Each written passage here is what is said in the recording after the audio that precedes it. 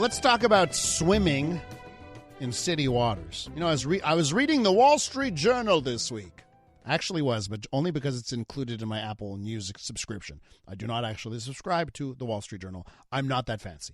So I was looking at the Wall Street Journal, and they were talking about the water around New York City. Okay, now get this. This is the headline. Give me your tired, your poor, your pods of dolphins. New York welcomes new immigrants. The immigrants are the dolphins. This is unbelievable. Maybe it's something that you can't even believe is true. The water around New York City. Remember, it used to be a joke, right? It used to be a gag, just how bad the water quality was around New York City. Well, this is the truth now. The water around New York City is the cleanest it has been since the Civil War in the U.S. So since the 1860s. The water in New York has never been cleaner since then, the 1860s.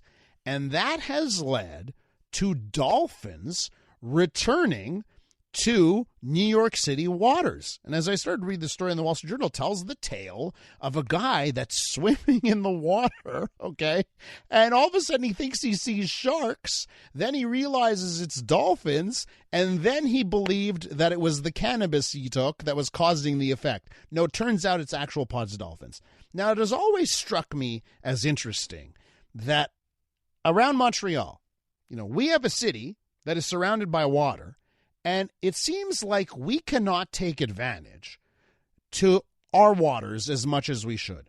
Now, we've spoken about this before. The mayor of the borough of Lachine has been trying to change that. She's made some enemies along the way, right? The Lachine Marina people, boy, they were upset that they were like, let's get rid of the marina so that people can swim and have better access. More people can have better access to the water. Let's find out the progress there, because maybe we have some good news about being able to swim around the island of Montreal. Maja Vodanovic is on the line. Hi, Maja.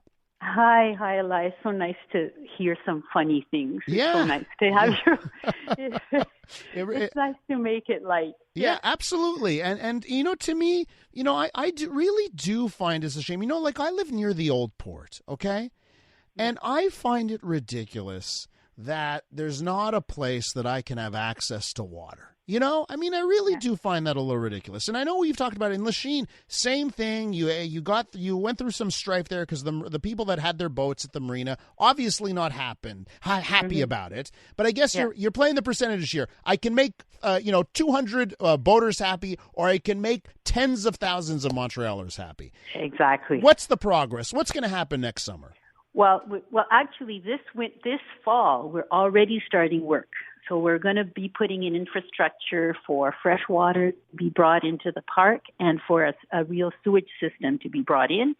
And we're going to tender, like we're going to for plan de vie. I don't know how you say that in English, to actually make the work happen. We're going to give the contract in August when we vote at the council.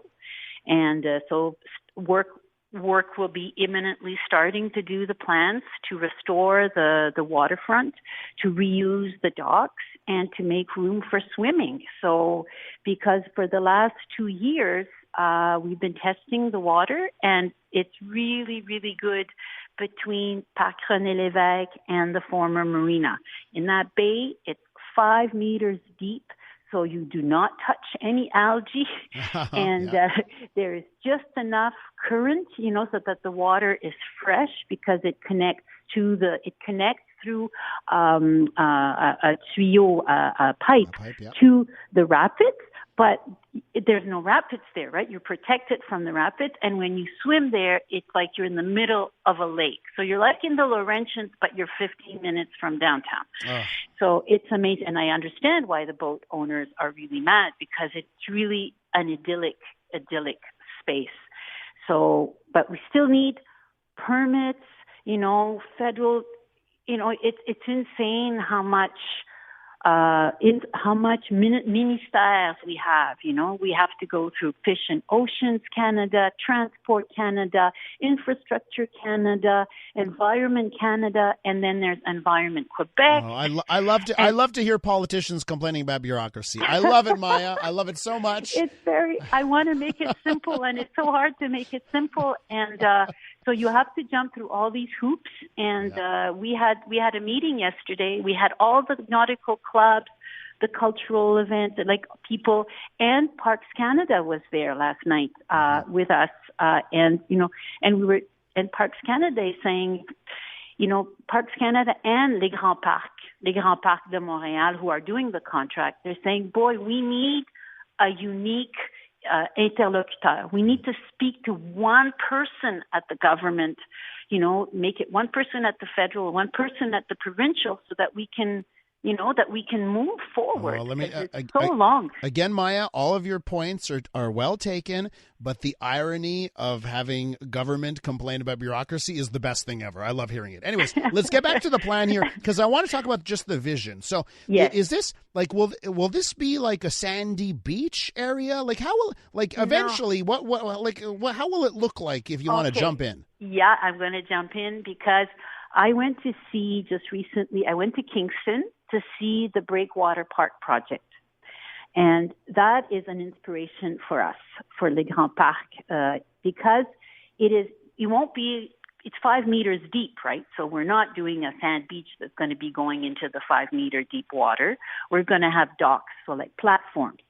But then you can have, if you have platforms from which you can jump and dive, you can have on the land, you can have sandy parts, so when I went to Kingston, there was kids playing in the sand. There were cool guys playing, with some kind of softball. It was really fun. There was a whole bunch of people tanning on the grass. There were cool kids hanging out on the pier. There were 10-year-old kids jumping in the water and telling, one kid told me, tell those politicians, we like this. We want more of this. And wow. They said it's free. And you know what really struck me in Kingston?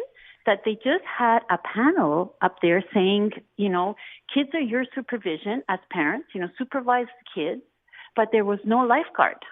And they said, don't swim at night, don't swim if there's rain too much. But it was, kids were having fun. Kids wow. were jumping in and from very high piers. I have to wrap up, Maja, but just a couple of things. So for your vision, will there be lifeguards like during the day and that kind of thing? Well, we'll see. I mean, there definitely could be a place that's supervised. Mm-hmm. That is definitely the vision. But I also want people to be able to swim in a bigger area, like to make it safe to say, okay, from here to here, you're not in the rapids. We know it's clean. We're testing. You can swim here. We know that the soil is good. In the September, we're going to be testing the bottom, but we think it's all going to be good. Okay, so, I got to tell you something here, Maja. If Kingston's Breakwater Park is part of your vision, I encourage our listeners to just do the search for Kingston Breakwater Park.